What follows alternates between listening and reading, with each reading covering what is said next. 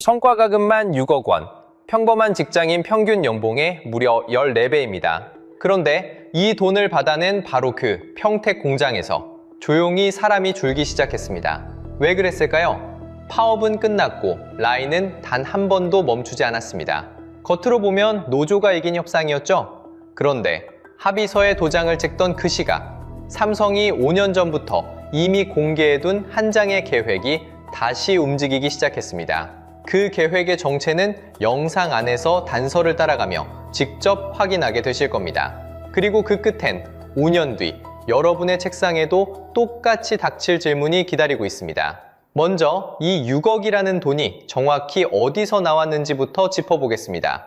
삼성 반도체 메모리 사업부 직원들이 이번에 손에 쥔 성과급은 특별 경영 성과급 5억 5천만 원에 우리가 흔히 OPI라고 부르는 성과급 5천만 원을 더해 약 6억 원입니다. 여기에 원래 받던 연봉을 합치면 한 사람이 1년에 7억 가까이 가져가는 셈이죠. 반도체 부문 직원들의 연봉이 보통 1억에서 1억 2천만 원 수준이니까 성과급 하나가 연봉의 5배를 훌쩍 넘긴 겁니다. 이 숫자가 왜 사람들의 속을 그렇게 긁었을까요? 우리나라 직장인 평균 연봉은 약 4,200만 원입니다. 그러니까 누군가는 1년을 꼬박 일해서 받는 돈을 다른 누군가는 성과급만으로 그 14배를 가져갔다는 뜻입니다. 같은 나라에서 일하는데 보상의 자릿수 자체가 다른 거죠. 화가 나는 게 당연합니다. 그런데 여기서 한 발만 더 들어가 보겠습니다. 이 화살을 직원 개개인한테 돌리면 우리는 정작 봐야 할 걸 못 보게 됩니다. 6억이라는 숫자는 누가 욕심을 부려서 나온 게 아니라 반도체 호황이 만들어낸 보상 구조에서 나온 결과거든요. 회사가 사상 최대 이익을 냈고 그 이익에 연동된 성과급이 자동으로 불어난 겁니다. 진짜 핵심은 노조가 내건 요구 조건에 있었습니다. 노조의 핵심 요구는 영업이익의 15%를 성과급 재원으로 아예 고정하고 상한선도 없애달라는 거였습니다. 이걸 회사 입장에서 한번 계산해 볼까요? 올해 영업이익 전망이 300조 원이 넘습니다. 그 15%면 45조 원입니다. 회사가 도저히 감당할 수 없는 규모죠. 그런데 회사가 정말 무섭게 본 건 액수 자체가 아니었습니다. 그 돈이 매년 자동으로 빠져나가게 된다는 점이었습니다. 식당으로 한번 바꿔볼게요. 장사가 잘 될 때 직원들 월급을 2배로 올려줬다고 칩시다. 그런데 한 번 올린 월급은 손님이 끊긴 다음에도 좀처럼 다시 내리기가 어렵습니다. 임금이라는 건 원래 한번 오르면 잘 안 내려가는 성질이 있거든요. 회사 눈에 영업이익 15% 구정은 딱 그렇게 보였습니다.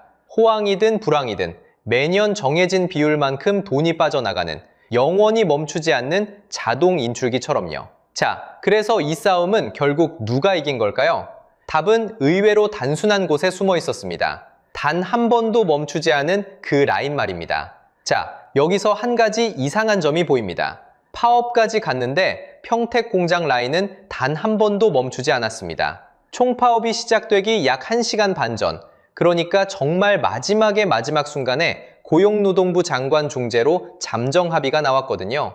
결국 기계는 한 번도 꺼지지 않았고 반도체는 평소처럼 그대로 찍혀 나왔습니다. 그리고 노조는 원하던 걸 손에 쥐었습니다. 반도체 부문 영업이익의 10.5%를 떼어 성과급 재원으로 쓰는 이른바 반도체 특별 경영 성과급이 새로 만들어졌으니까요. 일주일 뒤 찬반 투표에서는 무려 95%가 투표에 참여해 73.7%가 찬성했습니다. 숫자만 보면 누가 봐도 노조의 승리입니다. 회사를 멈추겠다고 으름장을 놓았고 회사는 결국 지갑을 열었으니까요. 그런데 여기서 잠깐 멈춰서 생각해 볼 게 있습니다. 회사 입장에서 이 협상 정말 진 걸까요? 생각해보면 회사는 협상 카드를 처음부터 단단히 쥐고 있었습니다. 파업 이틀 전 법원은 회사 손을 들어줬습니다. 위법한 쟁의 행위를 하면 노조에게 하루에 1억 원씩 물리겠다는 결정이었죠. 이건 우리나라에서 전례를 찾기 힘든 액수입니다. 게다가 파업이 진짜 현실이 됐을 때 회사가 입을 수 있는 손실은 직접 생산 차질만 최대 30조 원, 눈에 안 보이는 피해까지 합치면 100조 원까지 거론됐습니다. 그러니까 회사는 라인을 멈추게 둘 생각이 애초에 없었던 겁니다. 멈추는 순간 잃는 게 너무 컸으니까요. 자, 여기까지 보면 그림은 단순합니다.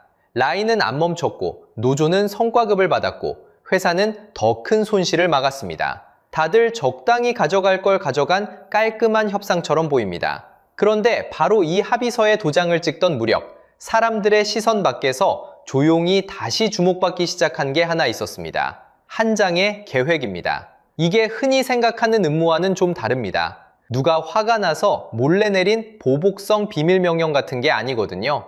오히려 정반대입니다. 이 계획은 이미 공개돼 있었습니다. 협상이 한창이던 2026년 2월, 삼성은 세계 최대 통신 전시회인 MWC 무대에서 이 계획을 직접 발표했습니다. 이름은 2030 AI 자율공장. 2030년까지 전 세계 공장을 사람의 손이 닿지 않아도 스스로 돌아가는 공장으로 바꾸겠다는 청사진입니다. 이상하지 않으신가요? 비밀이 아니었습니다. 카메라 앞에서 보란듯이 공개한 설계도였습니다. 그런데도 아무도 그걸 협상과 연결지어 보지 않았던 겁니다. 모두의 눈이 6억이라는 숫자와 파업 깃발에 쏠려 있는 동안 정작 이 미래의 설계도는 무대 위에 환하게 펼쳐져 있었는데 말이죠. 그러니까 진짜 질문은 이겁니다. 회사는 왜 라인을 절대 멈추게 두지 않으면서도 굳이 그 큰 돈을 내주며 협상에 응했을까요? 이미 사람 없이 돌아갈 공장의 그림을 다 그려둔 회사가 말입니다. 그런데 이 계획을 한 줄씩 뜯어보기 시작하면 이상한 순간이 찾아옵니다. 누가 이겼고 누가 졌는지를 따지는 것 자체가 의미 없어지는 순간이요. 그 설계도 안에서 사람은 과연 어떻게 적혀 있었을까요? 여기서부터가 진짜입니다. 자, 그럼 가장 중요한 질문으로 가보겠습니다. 삼성은 왜 끝까지 협상에 응하면서도 자동화 쪽으로 방향을 틀었을까요? 이게 파업에 대한 갑작스러운 보복으로 꺼낸 카드였을까요? 결론부터 말씀드리면 아닙니다. 단서를 거꾸로 따라가 보면 이 그림은 협상이 시작되기 한참 전부터 이미 깔려 있었습니다. 첫 번째 단서는 2023년으로 거슬러 올라갑니다. 이해에 삼성은 레인보우 로보틱스라는 로봇 회사에 868억 원을 넣고 지분 14.7%를 가져갑니다. 그리고 이듬해 말 미리 잡아둔 권리를 행사하겠다고 발표하면서 지분을 35%까지 끌어올리고 아예 자회사로 편입합니다. 최대 주주가 된 겁니다. 여기서 잠깐 그 868억이라는 돈을 다시 떠올려 보겠습니다. 이번에 화제가 된 1인당 6억 성과급으로 환산하면 약 145명분에 해당하는 금액입니다. 그 돈을 사람이 아니라 로봇 회사를 통째로 사는 데 썼다는 뜻이죠. 두 번째 단서는 조직입니다. 삼성은 대표이사 직속으로 미래로봇 추진단이라는 조직을 새로 만들었습니다. 단장은 오준호 박사인데요. 한국 휴머노이드 로봇을 대표하는 인물입니다. 회사 한쪽 구석의 작은 팀이 아니라 최고 경영진 바로 아래에 로봇을 전담하는 본부를 세웠다는 건 그 자체로 방향을 말해줍니다. 그리고 세 번째 단서가 앞서 보신 그 로드맵으로 이어집니다. 삼성은 2030년까지 전 세계 공장을 사람의 손이 거의 닿지 않아도 스스로 돌아가는 AI 자율공장으로 바꾸겠다고 했습니다. 공장 전체를 컴퓨터 안에 똑같이 복제해 미리 돌려보고 조립과 물류를 맡는 휴머노이드 로봇이 들어오고 품질과 생산을 사람 대신 AI가 관리합니다. 특히 2028년에 가동될 새 라인부터 로봇과 AI의 비중을 크게 늘리고 2030년에는 무인화를 목표로 잡았습니다. 자, 단서 3개를 늘어놓고 보니 그림이 또렷해지지 않습니까? 로봇 회사 인수, 전담 조직, 그리고 무인화 로드맵. 이건 파업에 화가 나서 즉흥적으로 꺼낸 보복이 아니라 수년에 걸쳐 차근차근 깔아둔 설계도였던 겁니다. 그런데 여기서 한 가지는 분명히 하고 싶습니다. 이걸 누군가의 음흉한 음모로 볼 필요는 없습니다.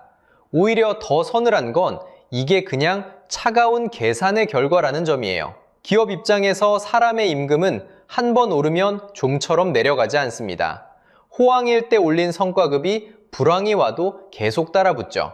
반대로 로봇은 한 번 사두면 파업도 하지 않고 매년 성과급을 요구하지도 않습니다. 자본은 감정으로 움직이지 않습니다.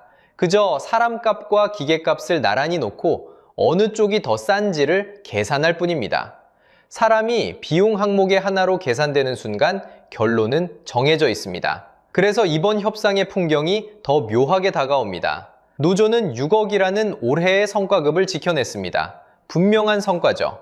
하지만 그 협상이 보여준 사람값의 무게는 회사가 기계값과 비교하는 계산기를 한 번 더 빠르게 두드리게 만든 신호이기도 했습니다. 파업이 지켜낸 건 올해의 성과급이었지만 어쩌면 앞당긴 건 내년의 로봇이었는지도 모릅니다. 그런데 여기서 진짜 무서운 대목은 따로 있습니다. 지금까지 본 이 차가운 계산기가 삼성 한 곳에만 놓여 있는 게 아니라는 겁니다.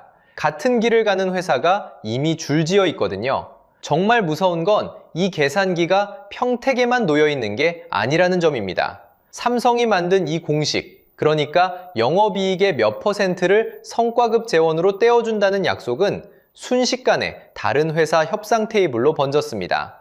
현대차 노조는 순이익의 30%를 성과급으로 달라고 요구했고, 기아도 LG유플러스도 똑같이 30%를 들고 나왔습니다.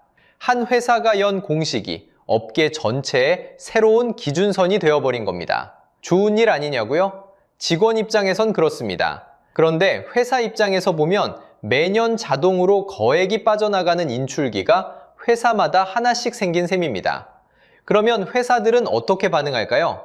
똑같은 계산기를 더 빨리 두드립니다. 사람값이 한 번 올라가면 좀처럼 내려오지 않으니까 차라리 그 자리를 기계로 바꾸는 쪽을 진지하게 검토하기 시작합니다. 성과급이 도미노처럼 번지는 만큼 자동화를 향한 계산도 똑같이 도미노처럼 번지고 있는 겁니다. 이건 막연한 걱정이 아닙니다. 숫자가 이미 그렇게 말하고 있습니다. 우리나라 제조업에서 일하는 사람 수는 3년 연속 줄었습니다. 2025년 제조업 취업자는 438만 명대로 한 해에만 7만 명 넘게 사라졌습니다. 반대로 공장 안 로봇은 세계 최고 수준으로 늘었습니다. 일하는 사람 1만 명당 로봇이 약 1000대, 사람 10명 곁에 로봇 한 대가 서 있는 셈입니다. 사람은 줄고 로봇은 늘고 두 곡선이 서로 반대 방향으로 벌어지고 있습니다. 여기서 잠깐 전혀 다른 도시 하나를 떠올려 보겠습니다.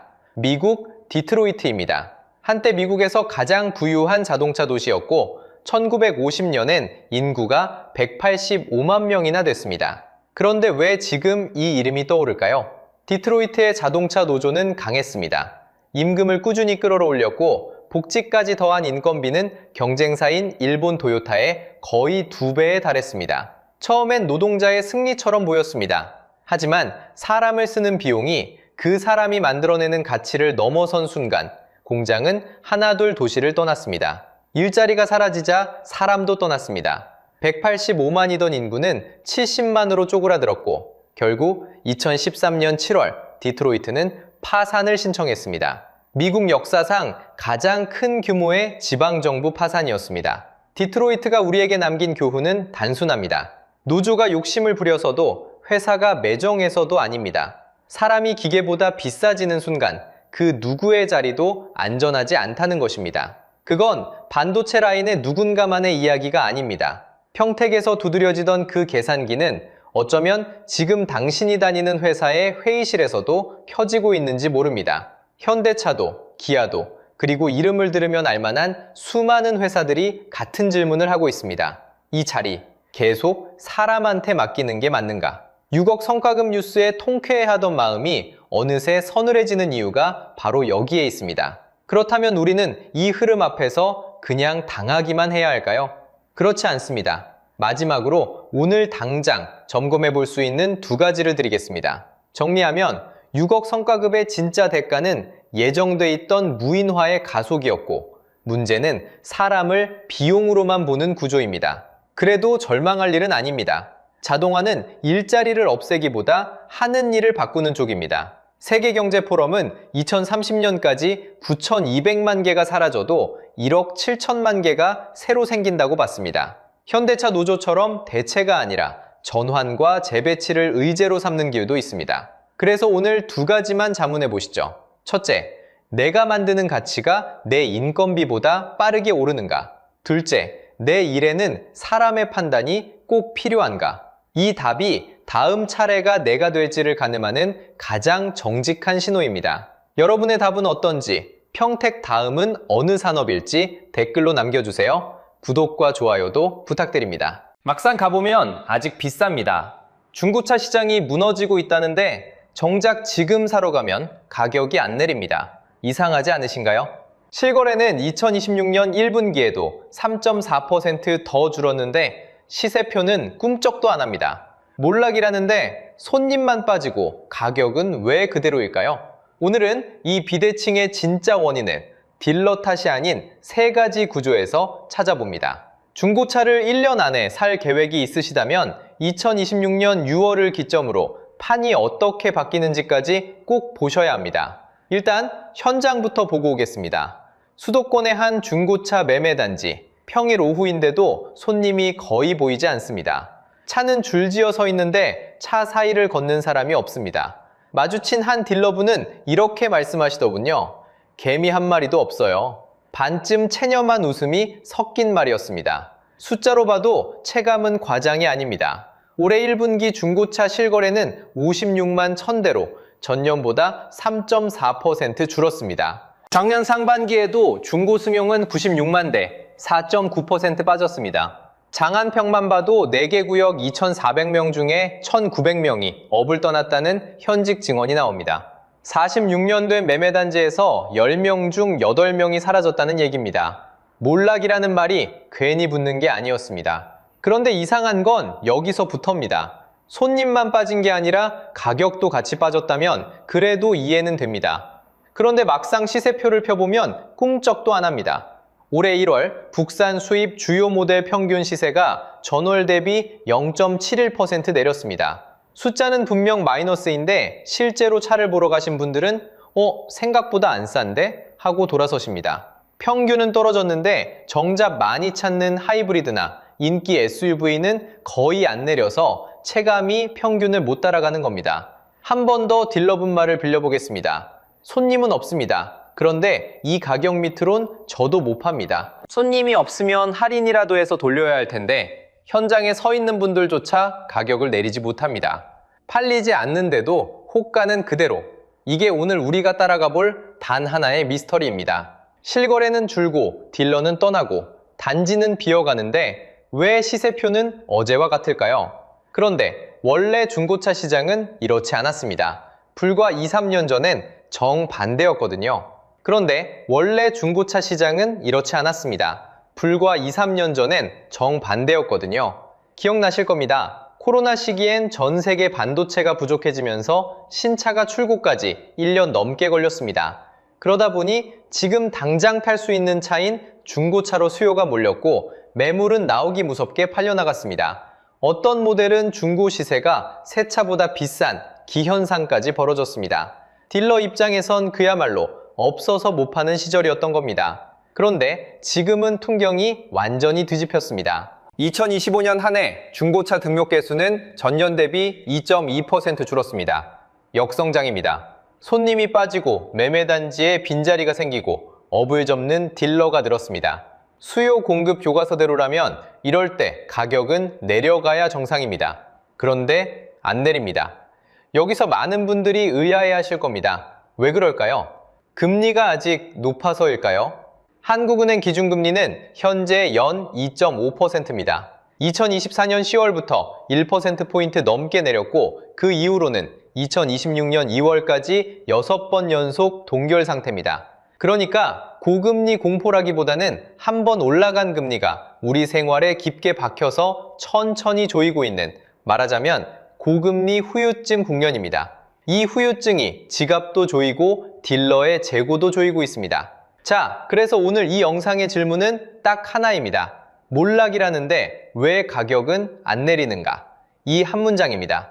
수요가 줄었는데 시세표는 꿈쩍 안 한다. 이 비대칭, 이 역설의 진짜 원인을 오늘 이 질문 하나로 끝까지 가봅니다. 오늘 영상은 단서를 3개 드릴 겁니다. 첫 번째 단서는 수요, 두 번째 단서는 딜러와 재고, 세 번째 단서는 신뢰입니다. 그리고 단서 3개로도 풀리지 않는 마지막 퍼즐 한 조각이 있는데 그 조각은 바다 건너에 있습니다. 이 퍼즐을 다 맞추고 나면 왜 가격이 안 내리는지 뿐 아니라 2026년 6월부터 판이 어떻게 바뀌는지까지 보이실 겁니다. 첫 번째 단서는 우리 주머니에 먼저 찾아왔습니다. 첫 번째 단서는 우리 주머니에 먼저 찾아왔습니다. 그러니까 차가 안 팔리는 첫 번째 이유는 아주 단순합니다. 사람들이 차 살 돈이 없어졌거나 있어도 중고차 쪽으로는 지갑을 안 여는 겁니다. 숫자 한 줄부터 보시겠습니다. 캐피탈에서 받는 중고차 할부 금리가 지금 연 6에서 8%대입니다. 같은 시점 신차 할부는 제조사 프로모션까지 끼면 연 3에서 6% 선이니까 중고차 쪽이 거의 1.5에서 3%포인트 더 비싼 셈입니다. 2천만 원짜리 차 한 대를 5년 할부로 굴릴 때 이 격차는 몇백만 원짜리 선택이 됩니다. 소비자 입장에선 중고가 싸다는 공식이 이자까지 포함하면 무너지는 구간이 생기는 겁니다. 여기에 한 축이 더 붙습니다. 신차 쪽에서 가격 인하가 쏟아지고 있습니다. 주요 모델들이 500만 원에서 많게는 1000만 원까지 값을 내리고 있거든요. 자, 그러면 어떻게 될까요? 신차 가격이 한 칸 내려오면 중고 시세 상단은 따라서 천장이 눌립니다. 소비자는 머릿속으로 자연스럽게 비교하게 됩니다. 이 돈이면 그냥 신차 사지 라는 줄이 그어지는 겁니다. 매매단지 딜러 한 분이 이렇게 표현하시더군요. 손님이 있어도 우리 차보다 신차 할인이 더 싸니까요. 이 한마디에 지금 실수요자 이탈의 절반이 들어 있습니다. 예전 같으면 신차는 비싸니까 중고라는 공식이 성립했는데 지금은 그 공식 자체가 깨지는 구간이 많아진 겁니다. 그리고 카푸어 이야기도 짚고 가야 합니다. 월급 대비 무리하게 5천만 원짜리 신차 할부를 끌던 층, 몇 년 전까지만 해도 중고차 상단 시세를 떠받치던 그 수요가 지금은 눈에 띄게 사라졌습니다. 고금리 후유증을 가장 세게 맞은 사람들이거든요. 그런데 여기서 재미있는 반전이 있습니다. 20대는 오히려 중고차 구매가 늘었습니다. 2026년 1분기에 전년 대비 36.9% 증가해서 모든 연령대 중에 유일하게 플러스를 기록했습니다. 같은 20대인데 왜 이렇게 갈릴까요? 이동한 겁니다. 카푸어처럼 무리해서 고가차를 잡는 대신 가성비 쪽으로 완전히 방향을 틀었거든요. 기아 모닝 같은 경차가 단일 모델 중고거래 1위에 올랐고 전기차와 하이브리드 중고거래가 각각 50%, 20%대로 뛰었습니다. 거기에 롯데렌터카 장기렌트가 최근 월 계약 1000건을 2달 연속 넘겼습니다. 소유가 아니라 이용 쪽으로 아예 갈아탄 거죠. 그러니까 수요가 그냥 증가한 게 아니라 고가 중고차에서 빠져나와 경차와 친환경차, 장기렌트로 쪼개져 흩어진 겁니다. 자, 여기까지만 들으셔도 실수요가 빠진 건 맞구나 하는 그림은 나옵니다. 고금리 후유증으로 할부 부담이 커졌고 신차 할인이 중고 상단을 누르고 무리해서 사던 층은 사라지고 남은 젊은 수요마저 경차, 전기차, 렌트로 분산됐습니다. 수요 측 이야기는 이걸로 대충 정리가 되는 겁니다. 그런데 한번 생각해 보시죠. 수요만 빠지면 가격이 내려가야 정상 아닐까요? 여기서 두 번째 단서가 나옵니다. 수요가 빠지면 가격이 내려가야 하는데 매매단지에선 정반대 일이 벌어지고 있었습니다. 수요가 빠지면 가격이 내려가야 하는데 매매단지에선 정반대 일이 벌어지고 있었습니다. 손님이 뜸해질수록 시세표가 오히려 더 단단하게 굳어버리는 겁니다. 왜 할인이 어려운지 딜러 입장을 한 번만 들어보시면 전혀 다른 그림이 나옵니다. 매매단지에 서 있는 저 차들은 사실 딜러 본인 돈으로 산 차가 아닌 경우가 대부분입니다. 캐피탈에서 대출을 받아 매입해 놓은 차들이에요. 이걸 업계에선 재고금융이라고 부릅니다. 말이 어렵죠? 쉽게 말해 동네 마트 사장님이 은행 빚으로 라면 박스를 가득 채워둔 상황이라고 보시면 됩니다. 손님이 오면 팔아서 원금 갚고 이자 내고 남는 걸로 먹고 삽니다. 그런데 손님이 안 오면요. 라면은 그대로 쌓여 있는데 매일매일 이자만 따박따박 붙어요. 지금 매매단지가 딱 그 상태입니다. 소비자 쪽 캐피탈 중고차 할부 금리도 연 6에서 8%대로 신차 할부보다 1.5에서 3%포인트나 높습니다. 수요 쪽 부담이 이 정도면 딜러가 재고를 떠안는 쪽 부담도 고금리 국면에서 같이 조여지고 있다는 얘기죠. 한국은행 기준금리는 2.5%로 6회 연속 동결 중입니다. 뉴스에선 금리를 내렸다고 하지만 이미 올라간 상태에서 멈춰있는 후유증이 자영업자 주머니엔 그대로 남아있는 겁니다. 회전이 안 돌면 이자가 복리처럼 누적됩니다. 그래서 딜러는 두 갈래 길 앞에서요. 손해보고라도 확 털어낼 것이냐, 아니면 한 달 더 이자 물면서 제값을 기다릴 것이냐. 겉보기엔 전자가 합리적 같지만 한 대 깎기 시작하면 옆차 시세까지 같이 무너진다는 걸 딜러 본인이 제일 잘 압니다. 그럼 차가 아예 안 팔리고 있느냐? 그건 또 아닙니다. K카 같은 큰 업체의 경매 거래는 오히려 역대 최대를 찍었어요. 2025년 연 4.1만 대. 딜러와 딜러끼리는 차를 계속 돌리고 있다는 뜻입니다. 소비자에게 안 팔리는 차가 경매장에선 또 다른 딜러에게 넘어가고 이자 부담이 업체 사이를 이동하면서 시세는 여전히 높게 유지되는 구조죠. 여기에 소비자 입장에서 제일 억울한 지점이 하나 더 있습니다. 차를 팔러 갈 땐 흠집이란 흠집은 전부 잡혀서 매입가가 깎입니다. 그런데 살 땐 차값 말고도 매도 수수료에 이전비, 탁송비, 인증비까지 별도로 얹혀요. 매입과 판매가 비대칭으로 움직이는 겁니다. 많은 분들이 여기서 양아치라는 단어를 떠올리시죠? 이해가 됩니다. 그런데 한경만 더 들어가 보면 이건 딜러 개인의 악의가 아니라 자영업 락인이 만든 구조입니다. 우리나라 자영업 폐업 평균 비용이 약 380만 원이에요.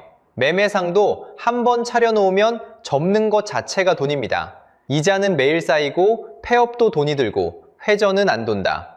이 세 개가 맞물리면 수수료와 부대 비용을 얹어서라도 마진을 맞추는 쪽으로 구조가 굳어버려요. 정리하면 이렇습니다. 캐피탈이 재고금융 한도를 공식적으로 줄였다는 수치는 아직 확인되지 않았습니다. 단정 지을 수 없어요.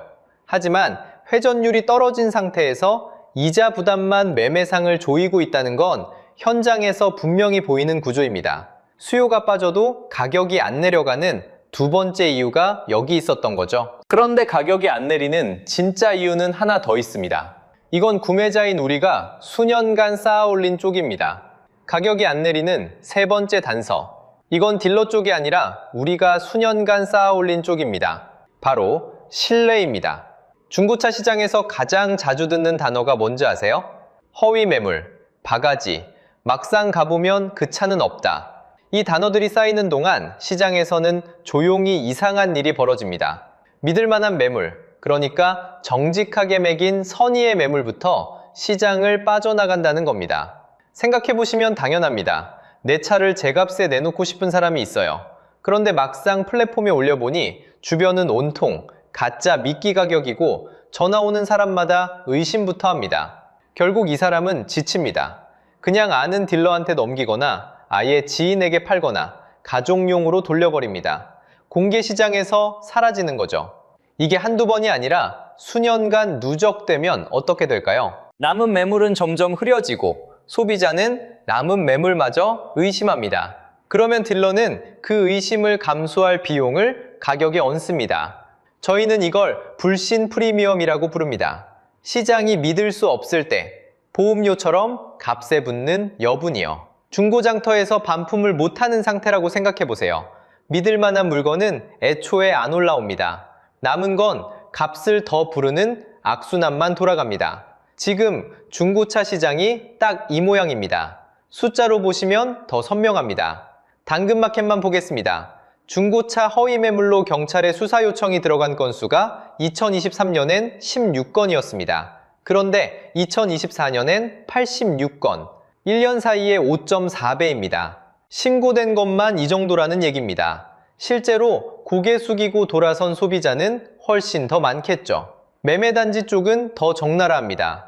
장안평 4개 구역에서 일하던 2,400명 중 약 1,900명이 업을 떠났습니다. 이 중엔 버티지 못하고 나간 선의의 딜러도 적지 않을 겁니다.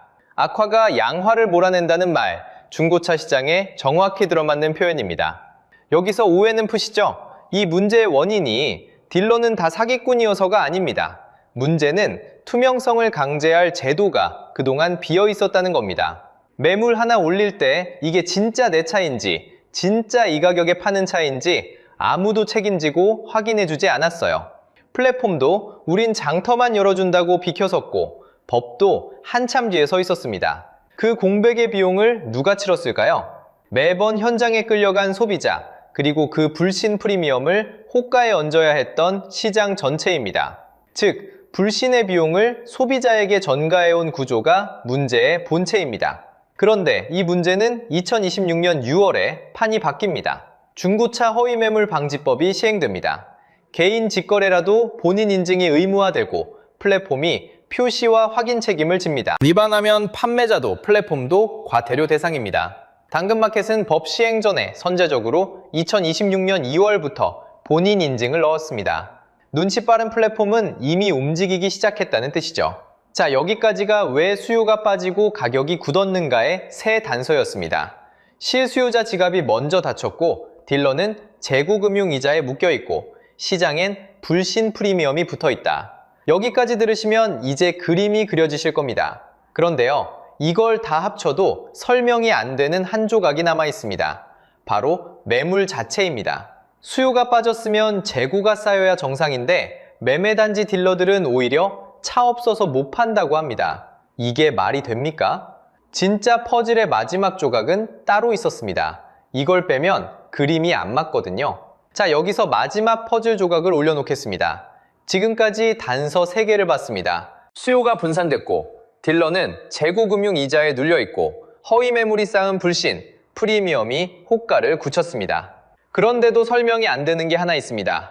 바로 매물 실종입니다. 딜러들은 입을 모아 이렇게 말합니다. 물건이 없어서 못 판다고요.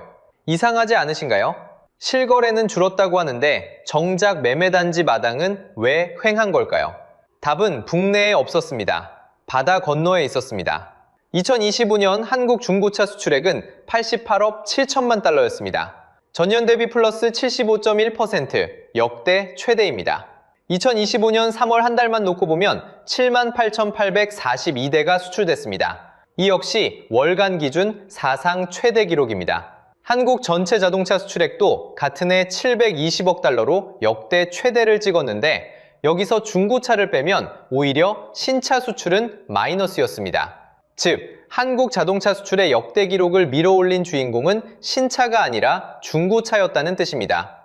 배경은 크게 3가지입니다. 첫째, 시리아 내전이 끝나면서 끊겼던 수출 루트가 다시 열렸습니다. 둘째, 러시아 우크라이나 전쟁 이후 중앙아시아를 거치는 우회 수요가 폭증했습니다.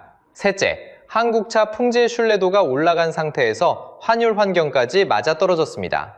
3가지가 동시에 터졌으니 평택항과 인천항은 쉴 틈이 없었던 겁니다. 그림으로 그려보면 이렇습니다. 우리 집 앞 매매단지는 차 없다고 하는데 평택항과 인천항은 역대급 출하가 이어집니다. 내수 서랍에서 수출 창고로 물건이 흘러들어간 거죠. 딜러가 거짓말을 하는 게 아니었습니다. 살만한 중형 세단, 연식 좋은 SUV, 상태 괜찮은 국산차가 실제로 바다를 건너고 있었던 겁니다. 그러니 국내 소비자 눈앞에 남는 건 상대적으로 회전이 느린 물건들이고 호가는 더 내리기 어려워집니다. 숫자 2개만 나란히 놓고 보시겠습니다. 2025년 내수 중고차 등록 마이너스 2.2%, 중고차 수출 플러스 75.1%. 같은 해 정반대 방향입니다. 퍼즐이 맞는 순간이 이겁니다. 수요 분산과 재고금융 압박, 불신 프리미엄이 호가를 지탱하는 동안 수출 호황이 매물 자체를 빨아들이고 있었던 겁니다. 가격 경직, 재고 회전 저하, 매물 실종의 공동 범인이 드디어 드러난 거죠. 퍼즐은 맞춰졌습니다. 그럼 이제 소비자인 우리는 뭘 알고 가야 할까요? 특히 2026년 6월이 중요한 이유부터 짚어보겠습니다. 이 시점에 중고차 허위 매물 방지법이 시행됩니다. 개인 직거래를 하려면 차량 소유자 본인 인증이 의무화되고 플랫폼에도 매물 표시와 확인 책임이 부과됩니다. 어기면 판매자와 플랫폼 양쪽이 과태료를 물게 됩니다. 당근마켓은 이미 2026년 2월에 선제적으로 본인 인증을 도입했고요. 이건 그동안 비어있던 제도 한 칸이 메워지는 일종의 정상화 절차입니다. 이 변화가 왜 중요하냐면 앞에서 본 호가를 지탱하던 세 축 중 하나인 불신 프리미엄이 이 시점부터 약해지기 때문입니다. 현의 매물이 돌아올 여지가 생기고 그동안 가격에 얹혀있던 보험료 성격의 여분이 빠질 수 있습니다. 다만 법이 바뀐다고 하루아침에 싸지지는 않습니다.